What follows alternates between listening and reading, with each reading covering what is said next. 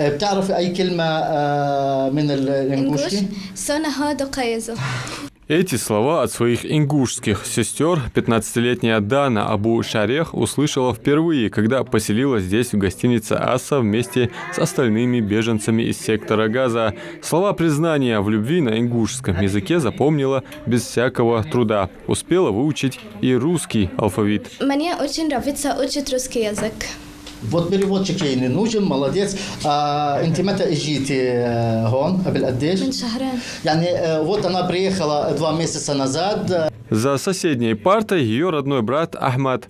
Там, в Газе, он оканчивал 12 класс и мечтал поступить на медицинский, стать врачом и трудиться на благо людей. Конечно, он не отступил от своей мечты. Обучение продолжается. Сначала нужно исключить языковой барьер. Сегодня он повторил с преподавателем русский алфавит, почти без ошибок. Ингушский же с 46 буквами дается пока тяжело, но поприветствовать нас и начать диалог ему не составило труда. حمدي موجي حمدات سموج ديسك لا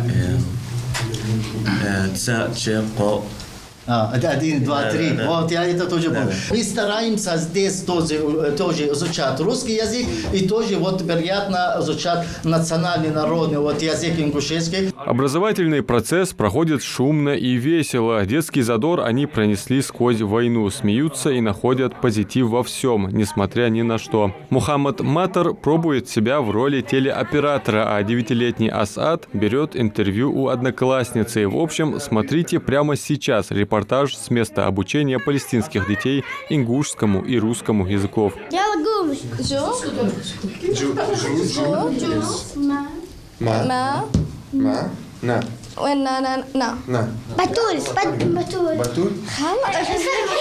Вернуть микрофон обратно у пока официально нетрудоустроенного Асада оказалась задачей не из легких. Пришлось прибегнуть к услугам онлайн-переводчика.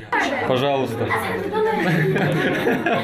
С помощью переводчика мы смогли пообщаться и с Насрой Шахрат. Она учит русский и ингушский языки вместе с 2 дочерьми. Конечно, начинать с азов, как и в любом другом деле, всегда сложно, поделилась она, но стараются, потому что только через язык можно проникнуться культурой народа, который трудную минуту не бросил, оказал помощь и разделил их боль.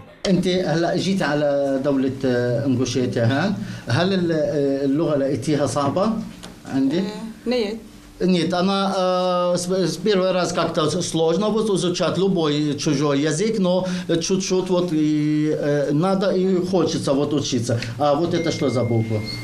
هذه ب В Г. هل حابين تتعلموها؟ حاسينها صعبة؟ صعبة؟ Нет, они любят учить тоже дочки, начали изучать.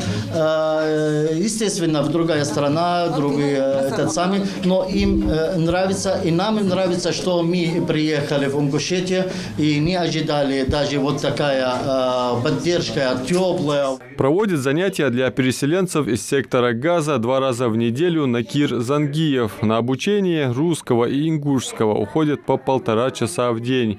И, очевидно, Накир для детей не просто учитель, он стал для них настоящим другом. Практически все дети, которые сюда приходят, очень легко осваивают программу, очень легко осваивают язык, начало, то есть основу языка, потому что как я делаю такие выводы, то, что именно эти дети на моем опыте более способные, не знаю, с чем это связано.